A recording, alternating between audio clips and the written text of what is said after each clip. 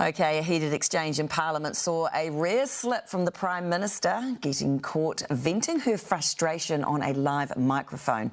The moment caught the attention of the world's media, with the BBC, Guardian, Daily Mail and even Cosmo magazine reporting the slip. But what does the Comet's target make of it?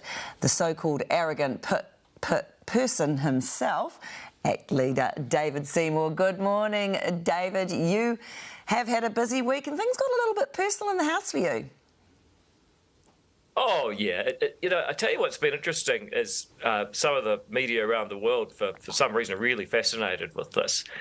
And it's been a bit of a job to say, look, at the end of the day, she texted me, she said sorry, I said good on you, Merry Christmas, and that's just the end of it. And they don't seem to understand that. I say, look, it's just the Kiwi way. So, look, it's moved on, although it has had a little bit of personal impact on me because my aunt texted me that night and she said, look, I'm in Auckland, just got here, would you like to have dinner? And I text back, I said, look, that'd be really great, but sorry, I'm in Wellington. Anyway, why would you want to hang out with an arrogant prick like me? And then nothing for like half an hour. And then she texts back, I'm sorry, what I don't understand, what's this about? A good reminder that not everyone is following politics and they're sensible not to. Yeah, well, that's true. I mean, did you actually hear the comment when it happened? No, a journo who was sitting more up at that end of Parliament texted me, and so someone I trust, and so I basically got up and just said, look, asked the Speaker if he could find out if it was true, which is the normal thing to do, yeah, it turned out it was, so there you go. I mean, the thing is, your response has been pretty dignified about this whole thing. I mean, it was an opportunity for you, I guess, to come back a little harder and stronger than you did. Is there a reason you didn't do that? No, I don't know why you would. I mean, what you got to remember is that people up and down New Zealand right now are saying, look, prices keep rising, don't know when that stops. Lawlessness keeps going up, don't know when that stops. It's been a hell of a 3 years. Everyone's tired. Last thing we need is more bickering politicians. So it wouldn't really be helping anyone. I think, if anything, if it does provide any value, it probably, in a way, she expressed the frustration that a lot of people have with her own policies, that they see rising prices and ram raids and they would want some actual honesty and some apology. And the great irony is, I was asking the Prime Minister, what's an example of somewhere where you've made a mistake, you've properly apologised and you fixed it, and she was frustrated because she couldn't answer that question. The great irony is that now having apologised for calling me names, at least I did get her to apologise for something. We'd just like her to apologise for quite a few other things.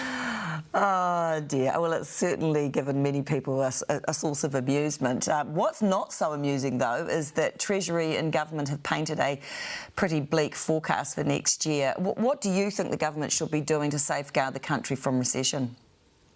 Look, what the Treasury numbers show is that government's going to be just fine because they're going to keep taking more tax and they're going to spend it all. They're going to spend about $1 out of every 3 in the New Zealand economy next year. And the thing is that while the government might be okay, households are hurting. The Treasury is also forecasting a 13% house price drop for this year that we're in, that ends in June. So the second half of 2022 and the first half of 2023, they say house prices go down 13%. What they're saying is carnage for households and businesses while the government keeps taxing away and doesn't look too bad financially. And we say, look, what needs to happen is that the government needs to take some of that money. It needs to cut taxes, let other people keep it for themselves so that households can fight the price rises they've already seen. And, we've proposed as a party tax cuts that would give someone on 70 grand or with one kid $2,300 more per year they can keep. So the government's got to tax less, let people keep more of their own money, and stave off some of the carnage in the private sector we're looking down the barrel of, instead of just taxing and looking after its own books. That's right, put the control back in the hands of the people. The first reading of Labor's hate speech laws also took place yesterday. What's your take on what's being proposed? Look, it's a massive backdown. They proposed far more restrictive hate speech laws 2 years ago. They're not making it a crime to basically insult anyone. So in some ways, for people who believe in free speech, it's a big victory. And this law that says you can't insult religion, it's written in a way that it's unlikely to ever be used, although I'm sure people will try. So it's kind of a bit of a nothing in one sense. But it's also just fundamentally wrong to ban people from speaking and having opinions, and it's wrong to criminalise people's opinions. And it's particularly wrong to criminalise the criticism of religion, because religion is something that people have been debating for years, and I'd much rather people openly debated it than resorted to violence, as they have also done throughout human history. So, restricting criticism of religion has got to be one of the craziest things they could do. The good news is the way they've written it, it's the same as another law that's never been successfully used in 40 years, or maybe once. So, this is a rather unusual move by the government. I think they're trying to save face because none of their other hate speech laws work. Nevertheless, ACT stands for free speech, and we'd absolutely repeal this law just for the principle that people should be free to speak their mind.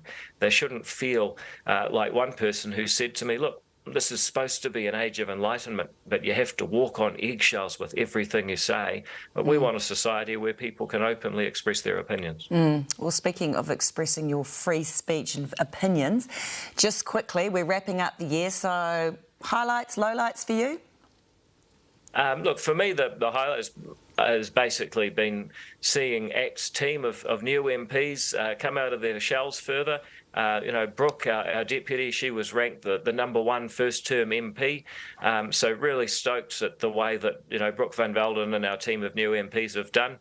Look, the lowlight's got to be seeing, in 2022, a major nuclear power barbarically send troops across a border and just start murdering, bombing, raping, and otherwise, destroying what was a beautiful country. I think that is truly sad, and it was a real honour, I think, to have Vladimir Zelensky speak to our parliament yesterday. It's a shame our government only gave them $3 million. I mean, hell, they gave $10 million to AJ Hackett to save his bungee jumping company.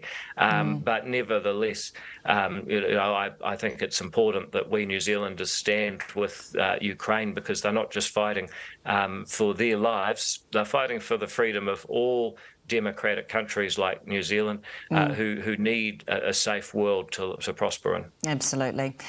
ACT leader David Seymour, I'd like to thank you for your time this morning, and also for all the time that you've given to the AM Early and AM show this year. We wish you a very happy Christmas and all the best. You too. Thank you.